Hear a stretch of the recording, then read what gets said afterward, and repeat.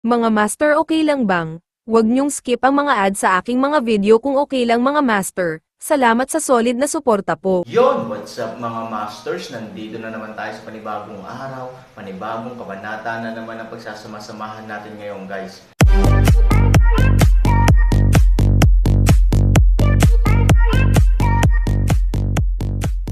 Bali mga masters, kung bago ka pa lang po sa aking YouTube channel, please click the subscribe button, lalong-lalo na po yung notification bell guys, para maging connected pa rin tayo sa isa't isa at maging updated kayo sa mga susunod ko pang video.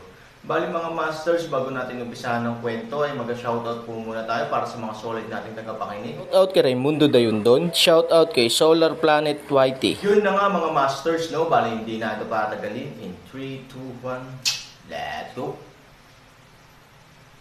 Kung hindi, ang moral ng kalaban ay tataas ng husto, at ang pagpapabuti ng sarili ay mawawala, at ito ay mahuhulog sa bangin. Sa oras na iyon, ang hukbo ng 200,000 katao ay hindi na magiging mga tigre, ngunit magiging mga nakulong na hayop. Hinding-hindi papayag si Menggayo na mangyari ito. Pumunta ka at sabihin kay Zoyan Shua na ang lahat ay higit sa lahat ay tungkol sa pagpapaliban, at ang mga makakaiwas sa talas ng Han Sanchen ay maiiwasan. Oo, ang mga nasasakupan ay nagmamadaling gustong magretiro. Parang may naalala na naman si Menggayo, nga pala, dahil ang kalaban ay si Han Sanchen, sabihin mo kay Zoyan Shua na tandaan na mag-ingat, ang tinutukoy ko ay dito. Tinuro ni Menggayo ang sariling utak. Tumanggo ang nasasakupan at nagmamadaling bumaba. Hindi nagtagal, isang malaking bilang ng mga tropa ang nagsimulang umatras sa mansyon.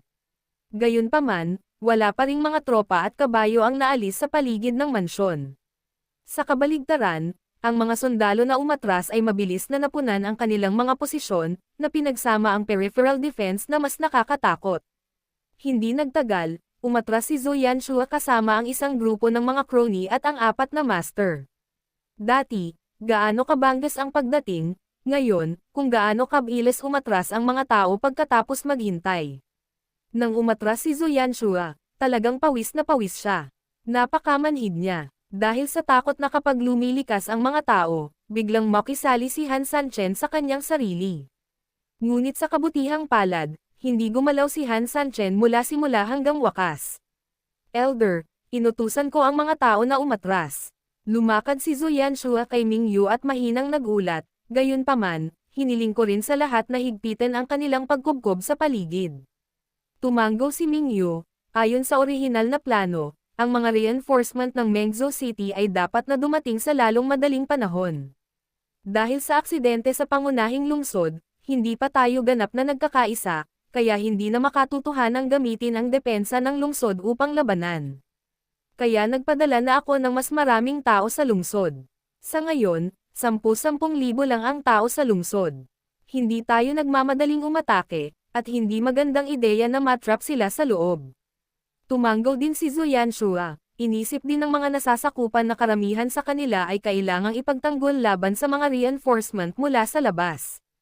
Kung tayo ay natatakot sa kahirapan, hindi tayo makakakuha ng malaking benepisyo. Ngayong lumitaw si Han Sanchen, si Pei ang baywang ni Go ay tumigas din, at malaki ang posibilidad na mabawi ito sa kontrol ng pamilyang Pei, makakalaban nila tayo sandali kung umaasa sila sa suporta. So, mas mabuting ay trap muna sila dito, at hintayin natin na sirain ang mga reinforcement sa labas, at 200,000 katao ang susupi sa mansyon, kahit na napakalakas ni Han Sanchen ngayon na wala siyang masabi, tiyak na magiging pagong natin siya sa urn. Tumanggo si Mingyu, hindi ako nag-aalala sa mga ginagawa mo. Pinuri si Zoyan Shua, ngunit hindi na siya masaya, at walang magawang antong hininga, hindi ko talaga alam kung paano muling nabuhay ang Han Sanchen na ito, bastos, napakamura ng buhay niya. Hindi sumagot si Mingyu. Kung tutusin, nang mabalitaan niyang buhay si Han Sanchen, talagang nabigla siya at naiinis noong una, ngunit hindi niya itinanggi na medyo masaya siya. Kaaway ako ni Han Sanchen. Sa totoo lang, alam ko sa simula pa lang na hindi siya magandang nguyain. Sinabi ni Mingyu, pagod na ako at gusto kong magpahinga sandali. Heto, ipaubaya ko ito sa iyo. Elder, makatitiyak ka, kahit na hindi ako gagawa ng inisyatibo sa pag-atake, hindi ito nangangahulugan na si Han Sanchen ay maaaring pumunta at umalis ng kusa. Nga pala, gang ni Peiho, hindi ko sila pinalabas. Ang iniisip ng mga nasasakupan ko ay, nang matapos ang mga salita, lumapit si Zhu Yanshua sa tabi ni Mingyu, at marahang isiniwalat ang kanyang plano. Matapos pakinggan si Mingyu, bahagyang natigilan siya saglit, at sa wakas ay tumango. Tama ka, si Peiho ay anak ni Peiho kung tutuusin, siya ay gumugol ng labis na pagsisikap upang linangin ito, hindi siya dapat madaling mapatay. Okay. If that's the case, then act according to your opinion, kahit talaga lumikas tayo dito. It is definitely not in vain. Pagkatapos ng mga salita, kinuha ni Mingyu ang ilang tao at dahan-daang umatras. Matapos paalisin ni Zhu Yanshua si Mingyu ng may paggalang, tumingin siya sa mansyon ng pamilya Pei at hindi maiwasang mapamura ng mahina. Sa oras na ito, dahan-daang nahulog si Han Sanchen sa looban, at ang pamilya Pei ay bumalik sa kanilang katinoan. Ungol, uungol, uungol. Si Pei Jieding at ang mga kawal na orihinal na sumuporta kay Peigo ay nagpalakpakan. Nakita nilang umatras ang kalaban sa labas ng pinto, na nangangahulugang pansamantalang naibsan ang panganib. Naturally, alam na ito ang kredito ni Han Sanchen, hindi nila napigil ang itaas ang kanilang mga braso isa-isa, tawag. Ang mga babaeng kamag-anak na iyon ay tumingin din kay Han Sanchen na unti-unting bumabagsak mula sa langit na may pasasalamat na mga mata. Sa kabutihang palad, si Han Sanchen ay lumitaw sa oras, kung hindi, sila ay magpapatuloy ng mga bangungot na iyon. Kahit na ilang mga babaeng kamag-anak ang nainsulto, ngunit sa anumang kaso, sila ay nakapulot ng marami. Para naman sa mga babaeng kamag-anak na hindi nilabag, halatang pagkatapos panasan ang kanilang mga luha, ang kanilang mga mukha ay puno ng ngiti at ang pasasalamat at paghanga kay Han Sanchen. Ligtas din ang 7 prinsesa, at agad na tumakbo sa kanilang ama na si Peigo, o sa madaling salita, kung saan nahulog si Han Sanchen. Patriarch Pei. Sa sandaling lumapag si Han Sanchen, hindi siya idle. Tinulungan niyang bumangon si Peigo, na hirap na bumangon.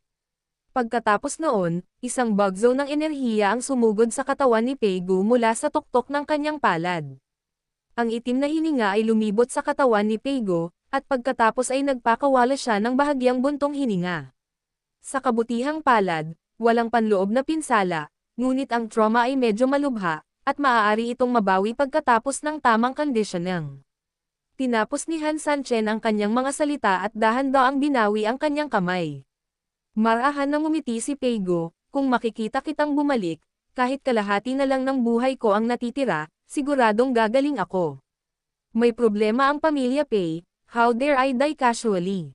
Tumawa si Han Sanchen. Nang marinig ito, uminit ang puso ni Peigo. Okay, bumalik ka lang. By the way, bakit sinalakay ng gang ni Mingyu ang lungsod sa oras na ito? At saka, sa tamang panahon para sa pagsabog ng ipinagbabawal na lugar ng kamatayan. Tanong ni Han Sanchen. Hindi ko alam, masasabi ko lang na ang grupo ng mga lalaki na ito ay nagkataon na may shitlock. Sumulyap si Peigo kay Han Sanchen. Bagamat walang sinabi si Peigo, ang kanyang mga mata ay nagpaunawa kaagad kay Han Sanchen na si Peigo ay naniniwala na may isang taksil sa pamilyang Pei. Nagkunwaring kalmado si Han Sanchen, ngunit sa katotohanan ay lihim siyang nagulat. Ayon sa pahayag ni Peigo at ang paraan ng pagtatago na sinabi niya sa kanyang sarili, tinatayang hindi maliit ang traidor sa pamilyang Pei. Dapat ay nasa mahalagang posisyon siya at maraming kampan. Kung hindi, paano mabilis na kumalat ang gayong sikretong bagay sa pandinig ng kalaban? Kahit nahayaan ang hukbo ng kaaway na makalusot hanggang sa pangunahing lungsod. Gayunpaman, tama ang diskarte ni Peigo, at hindi na kailangang gulatin ang ahas. Nga pala, ipapakilala kita. Ito ang mga anak ng pamilya Pei. Medyo napahiya si Peigo, ngunit pakiramdam niya ay kailangan pa rin ang regalo ni Han Sanchen sa oras na ito.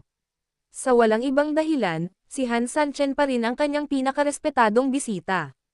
Kaya lang karamihan sa mga babaeng kamag-anak ay hindi maganda ang pananamit, at ang iba ay mas magulo pa. Lahat ng babaeng kamag-anak ay bahagyang yumoko kay Han Sanchen. Ito ang aking 7 anak na babae. Pagkatapos ay ipinakilala ni Peigo ang 7 prinsesa na dumating. Ang ika-7 prinsesa, si Han Sanchen, ay natural na magkakilala, ngunit ito ang unang pagkakataon na nakilala ni Han Sanchen ang iba pang 6 na prinsesa. Ang ika-4 na prinsesa, ang ika-6 na prinsesa, at ang ika-7 prinsesa ang pinakamaganda, ngunit ang panganay na prinsesa ay halatang mas makapangyarihan. Magalang na ngumiti si Han Sanchen sa kanila, at ang 7 prinsesa ay tumugon sa sarili nilang magalang na mga ngiti, sinusubukan ang kanilang makakaya na mag-iwan ng magandang impresyon kay Han Sanchen. Ito, kasama ang ika-7 prinsesa na pamilyar na kay Han Sanchen. Ihatid muna natin ang mga kamag-anak na babae para magpahinga. Inutusan ni Peigo ang panganay na prinsesa. Ang panganay na prinsesa ay sumulyap kay Han Sanchen na may kaunting kasiyahan, at nagngangalit ang kanyang mga ngipin, oo. Matapos malaglag ang mga salita, dahan daw ang umalis ang panganay na prinsesa kasama ang isang grupo ng mga babaeng kamag-anak. Kung tungkol sa inyong 6, pumunta kayo at linisin ang harapang bulwagan, at pagkatapos ay turuan ang mga katulong na maghanda ng masarap na alak at pagkain. Nagpatuloy si Peigo. Ang 6 na prinsesa ay halatang lubos na masaya na magkaroon ng pagkakataon na ipagpatuloy ang pakikipag-ugnayan kay Han Sanchen. Oo, sa sandaling nahulog ang mga salita, ang 6 na batang babae ay malapit nang umalis.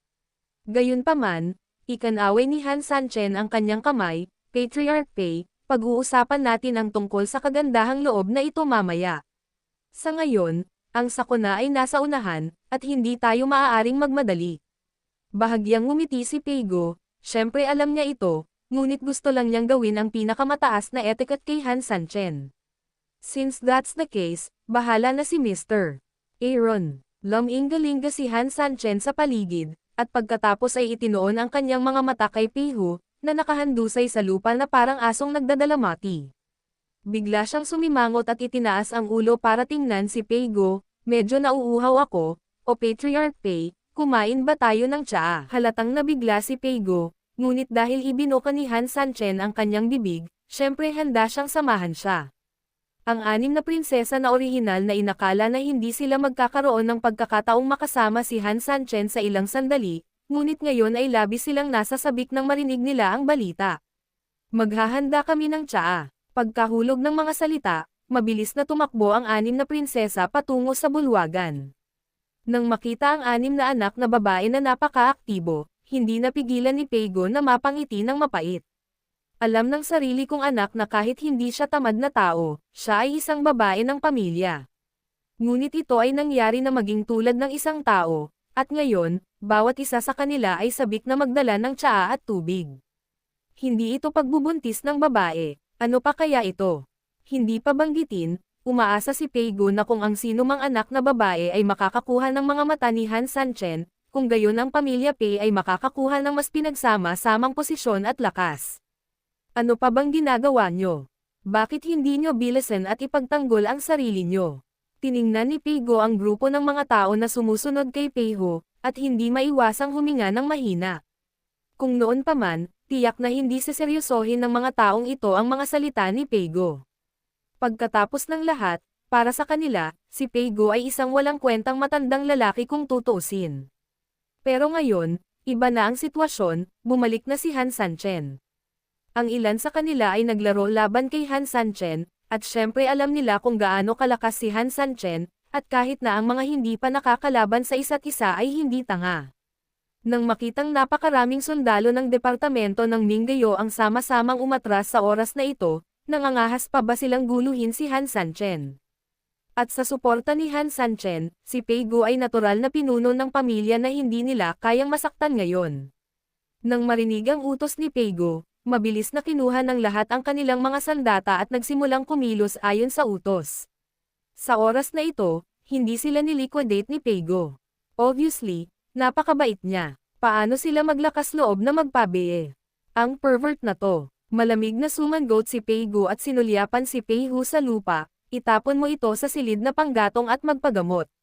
Nang bumagsak ang mga salita, tumalikod si Peigo, ang kanyang galit na mukha ay naging isang ngiti, at sinabi kay Han Sanchen, "Tara na, uminom tayo ng tsaa sa main hall." Magkasabay na naglakad ang dalawa, dahan-dahang umuusad patungo sa main hall. Sa pangunahing bulwagan, ang 6 na babae na hindi pa nakagawa ng magaspang na gawain ay naglinis na ng bulwagan, at 2 tasa ng magandang ginseng tea ang inihain. Si Peigo ay hindi magalang, at direktang inimbitahan si Han Sanchen sa pangunahing upuan. Ang 6 na babae ay lihim na tumabi kay Han Sanchen, at lahat sila ay gustong pumisil ng posisyon na mas malapit kay Han Sanchen. Gayunpaman, ang posisyong ito ay halatang pinakamalapit sa 7th Princess. Sa puntong ito, maraming babae ang may pinagkasunduan, 2 o 3 lang ang nag-aaway. 3,000, nakikita mo na ang sitwasyon ngayon. Bagamat ang iyong katapangan ay talagang makakalaban sa kanila sandali, mayroong higit sa 200,000 tropa ng kaaway sa lungsod. Ito, sabi ni Peigo, na nakatingin kay Han Sanchen, mayroon kang president na manalo ng mas marami ng mas kaunti, maaari mo ba akong bigyan ng ilang mga pointer? Halimbawa, paano ko ipagtatanggol ang mansyon? Umiling si Han Sanchen, kinuha ang tsaa mula kay Peigo, at sinabing, hindi na kailangang gumawa ng anumang bagay na nagtatanggol, sa palagay ko sa loob ng 1 araw, magiging ligtas ang bahay. Oh, bagamat matapang si Han, hindi siya gaanong kalaki para makayanan ng isang tao. Ang buong hukbo na 200,000, alam din ito ng kabilang partido, ang dahilan kung bakit sila umatras, natakot ako na ako sa isang banda, at sa kabilang banda, kamay. Natatakot ako na hindi ito ganoon kasimple, sabi ni Han Sanchen na may mapait na ngiti, sumimangot si Peigo, sila, ngumiti si Han Sanchen, kung tama ang hula mo, lalabanan mo ang mga reinforcement na dumating para suportahan ka. Bago dumating sa lungsod, nakita ni Han Sanchen ang isang grupo ng mga tao na humahangos patungo sa pangunahing lungsod mula sa malayo, nang makita ang malaking bilang ng mga tropa. Naniwala si Han Sanchen na dapat ang hukbo ng pamilyang Pei ang espesyal na dumating sa pangunahing lungsod. Sa kasong ito, imposibleng hindi malaman ng grupo ni Mingayo ang balita, upang maiwasang maipit. Ang tanging pagpipilian nila ay alisin ang banta ng mga reinforcement. Sa makatuwid, inaasahan din ang pag-urong ng panloob na lungsod. Pagkaraang marinig ito, paulit-ulit na tumango si Peigo. Kung gayon, ano ang dapat nating gawin ngayon? Ito ay mapayapa sa ilang sandali. Ngunit ito ay katumbas ng pag-upo, ngunit kung gusto nating magkusa sa pag-atake, gamit ang ating kasalukuyang lakas, ako, am afraid, tumango si Han Sanchen, mahirap talagang magsimula, kung gayon ikaw, sabik na tumingin si Peigo kay Han Sanchen, ngayon wala na siyang choice kundi ang umasa kay Han Sanchen, sana ang taong ito na bumaba sa langit ay muling magpakita sa Diyos, sa oras na ito, si Han Sanchen ay sumimangot ng mahigpit. Yun na nga mga masters, no? Bali panibagong kabanata na naman yung natapos natin ngayong gabi. Muli, maraming salamat po talaga sa walang sawang suporta po sa aking YouTube channel na talagang inaabangan nyo po ang bawat upload ko po. Bali mga masters, magkita-kita ulit po tayo bukas ng gabi at ngayon po ay magpapaalam po muna tayo. Bali mga masters, bye-bye!